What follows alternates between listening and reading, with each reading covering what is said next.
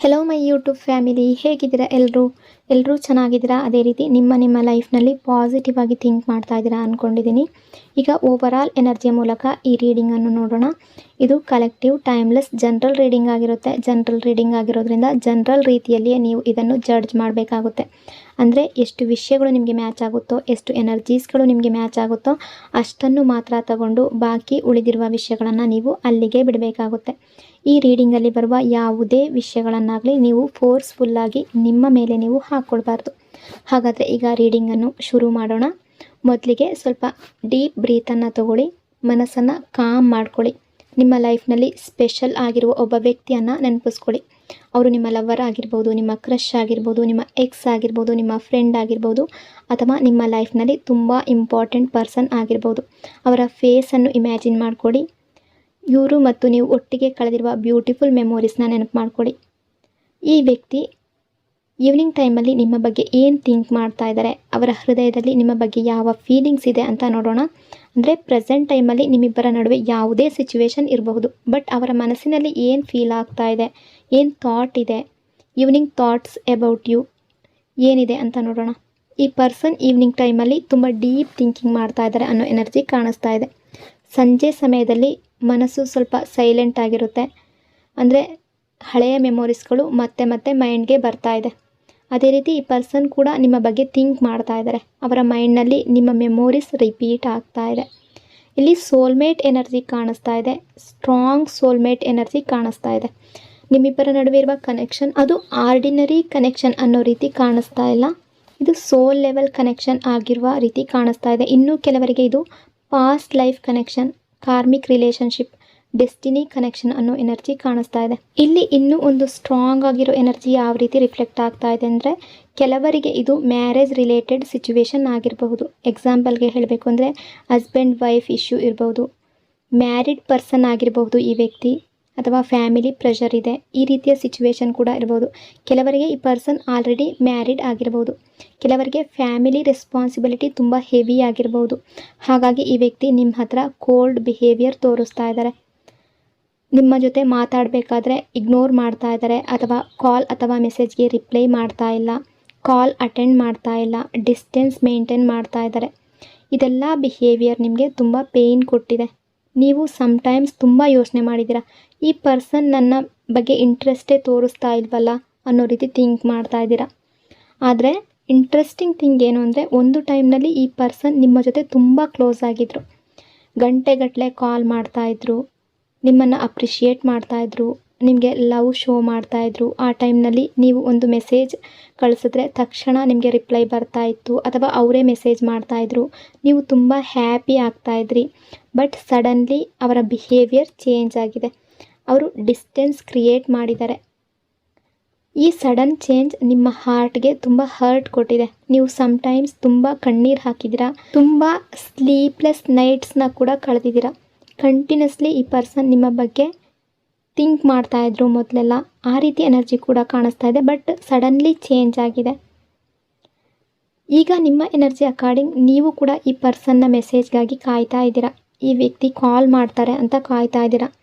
Phone screen ನೋಡ್ತಾ ಇದ್ದೀರಾ. But ಕೆಲವರು ನಿಮ್ಮ ಮೈಂಡ್ನಲ್ಲಿ ಡೌಟ್ಸ್ ಅನ್ನೋದು ಇದೆ.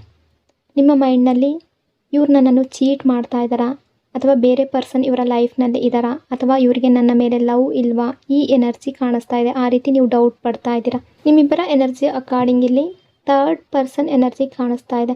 ಅಂದರೆ ಥರ್ಡ್ ಪರ್ಸನ್ ಅಂದರೆ ಆಲ್ವೇಸ್ ಅನದರ್ ಲವರ್ ಅಂತ ತಗೋಬೇಡಿ, ಅಥವಾ ಇನ್ನೊಬ್ಬ ವ್ಯಕ್ತಿ ಅಂತ ತಗೋಬೇಡಿ.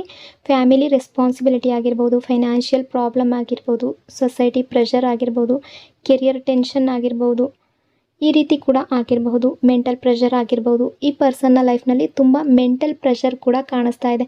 ಅವರು ಫ್ಯಾಮಿಲಿ ಬಗ್ಗೆ ತುಂಬ ಥಿಂಕ್ ಮಾಡ್ತಾರೆ, ಫ್ಯಾಮಿಲಿನ ತುಂಬ ಇಷ್ಟಪಡ್ತಾರೆ, ಅವರಿಗೆ ರೆಸ್ಪಾನ್ಸಿಬಿಲಿಟಿ ಜಾಸ್ತಿ ಇದೆ ಅನ್ನೋ ಎನರ್ಜಿ ಕಾಣಿಸ್ತಾ ಇದೆ.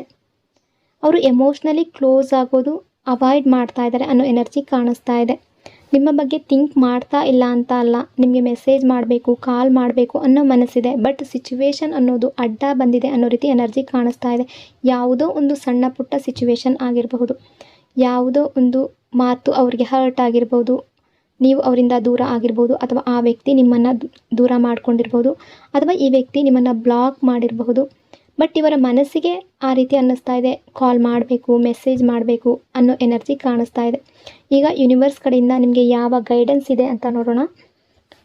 ಯೂನಿವರ್ಸ್ ಹೇಳ್ತಾ ಇದೆ, ಸ್ಟಾಪ್ ಚೇಸಿಂಗ್. ನೀವು ಈ ಪರ್ಸನನ್ನು ತುಂಬ ಚೇಸ್ ಮಾಡ್ತಾ ಇದ್ದೀರಾ, ಆದರೆ ಇದು ಸಿಚುವೇಶನ್ ಇನ್ನೂ ಕಾಂಪ್ಲಿಕೇಟ್ ಮಾಡುತ್ತೆ ನೀವು ಚೇಸ್ ಮಾಡೋದ್ರಿಂದ. ನೀವು ಯಾವಾಗಲೂ ಈ ವ್ಯಕ್ತಿಯ ಹಿಂದೆ ಓಡ್ತಾ ಇದ್ದರೆ, ಈ ವ್ಯಕ್ತಿಯ ಪ್ರೀತಿಯ ಹಿಂದೆ ಓಡ್ತಾ ಇದ್ದರೆ, ಆ ವ್ಯಕ್ತಿಗೆ ಏನನ್ನಿಸುತ್ತೆ ಅಂದರೆ ಅವರಿಗೆ ಇರಿಟೇಟ್ ಆಗೋದಕ್ಕೆ ಶುರುವಾಗುತ್ತೆ. ನೀವಾಗೆ ಸೈಲೆಂಟ್ ಆಗಿರಿ. ನಿಮ್ಮ ಮಹತ್ವ, ನಿಮ್ಮ ವ್ಯಾಲ್ಯೂ ಏನು ಅನ್ನೋದು ಈ ಪರ್ಸನ್ಗೆ ಗೊತ್ತಾಗುತ್ತೆ.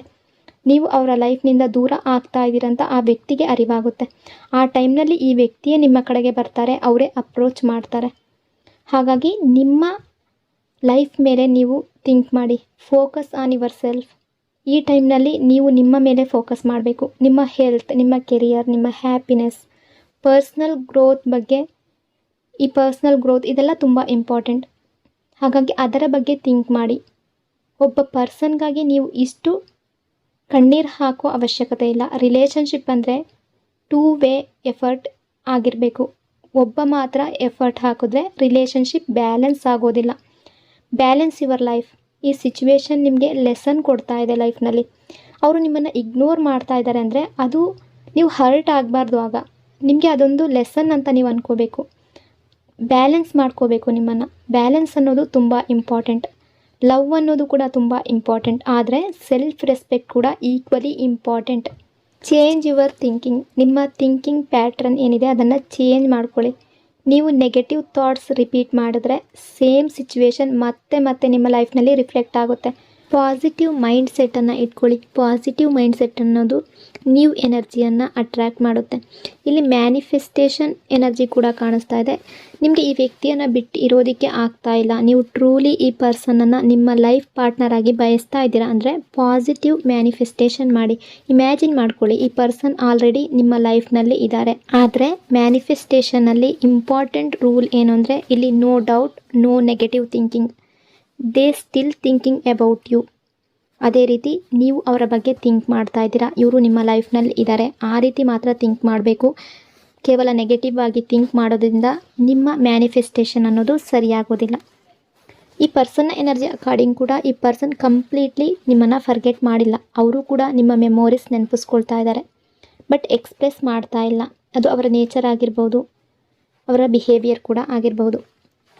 ಕೆಲವರಿಗೆ ಈ ವ್ಯಕ್ತಿಯ ಕಡೆಯಿಂದ ಅನ್ಎಕ್ಸ್ಪೆಕ್ಟೆಡ್ ಕಾಂಟ್ಯಾಕ್ಟ್, ಅದೇ ರೀತಿ ಕಾಲ್, ಮೆಸೇಜ್ ಬರುವ ಸಾಧ್ಯತೆ ತುಂಬ ಜಾಸ್ತಿ ಕಾಣ್ತಾ ಇದೆ. ಅದು ಸಡನ್ ಆಗಿರುತ್ತೆ. ಹಾಗಾಗಿ ನೀವು ಸ್ಟೇ ಕಾಮ್. ಓವರ್ ಎಕ್ಸೈಟ್ಮೆಂಟ್ ಬೇಡ, ಓವರ್ ಥಿಂಕಿಂಗ್ ಮಾಡೋದು ಬೇಡ. ಕನೆಕ್ಷನ್ ಸ್ಟಿಲ್ ಅಲೈವ್ ಅನ್ನೋ ಎನರ್ಜಿ ಕಾಣಿಸ್ತಾ ಇದೆ. Distance temporary. ಹೀಲಿಂಗ್ ಪ್ರೊಸೆಸ್ ನಡೀತಾ ಇದೆ ಅನ್ನೋ ಎನರ್ಜಿ ಕಾಣಿಸ್ತಾ ಇದೆ. ಆದರೆ ಬಿಗ್ಗೆಸ್ಟ್ ಲೆಸನ್ ನೀವು ಏನು ತಿಳ್ಕೊಳ್ಬೇಕು ಅಂದರೆ ಸೆಲ್ಫ್ ಲವ್. ಸೆಲ್ಫ್ ಲವ್ನ ಇಂಪ್ರೂವ್ ಮಾಡ್ಕೊಳ್ಳಿ. ನಿಮ್ಮ ಬಗ್ಗೆ ನೀವು ಥಿಂಕ್ ಮಾಡಿ, ನಿಮ್ಮ ಲೈಫ್ ಬಗ್ಗೆ ನೀವು ಥಿಂಕ್ ಮಾಡಿ.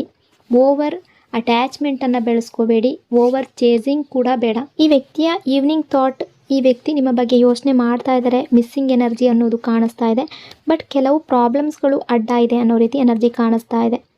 ಹಾಗಾಗಿ ಇವರು ಕಾಲ್ ಅಥವಾ ಮೆಸೇಜ್ ಮಾಡೋದಕ್ಕೆ ಟೈಮ್ ತೊಗೊಳ್ತಾ ಇರ್ಬೋದು, ಡಿಲೇ ಮಾಡ್ತಾ ಇರಬಹುದು ಅನ್ನೋ ಎನರ್ಜಿ ಕೂಡ ಕಾಣಿಸ್ತಾ ಇದೆ. ಬಟ್ ಇದು ಟೆಂಪ್ರವರಿ. ಈ ಪರ್ಸನ್ ಮತ್ತೆ ನಿಮ್ಮ ಲೈಫ್ಗೆ ಅಪ್ರೋಚ್ ಮಾಡ್ತಾರೆ ಅನ್ನೋ ಎನರ್ಜಿ ತುಂಬ ಜಾಸ್ತಿ ಕಾಣ್ತಾ ಇದೆ. ಕಾಲ್ ಅಥವಾ ಮೆಸೇಜ್ ಬರುವ ಎನರ್ಜಿ ತುಂಬ ಜಾಸ್ತಿ ರಿಫ್ಲೆಕ್ಟ್ ಆಗ್ತಾ ಇದೆ. ಸೊ ಇಷ್ಟೆಲ್ಲ ವಿಷಯಗಳು ಈ ರೀಡಿಂಗಲ್ಲಿ ರಿಫ್ಲೆಕ್ಟ್ ಆಗ್ತಾ ಇದೆ. ಈ ಪರ್ಸನ್ನ ಈವ್ನಿಂಗ್ ಥಾಟ್ ಕೂಡ ಇದಾಗಿತ್ತು. ಐ ಹೋಪ್ ಈ ರೀಡಿಂಗ್ ನಿಮಗೆ ಇಷ್ಟ ಆಗಿದೆ ಅಂದ್ಕೊಂಡಿದ್ದೀನಿ. ಇಷ್ಟ ಆಗಿದರೆ ಕಮೆಂಟ್ನಲ್ಲಿ ಕ್ಲೈಮ್ ಮಾಡ್ಕೊಳ್ಳಿ. ಅದೇ ರೀತಿ ವಿಡಿಯೋನ ಲೈಕ್ ಮತ್ತು ಶೇರ್ ಮಾಡೋದ್ರ ಜೊತೆಗೆ ವಿಡಿಯೋನ ಹೈಪ್ ಕೂಡ ಮಾಡಿ.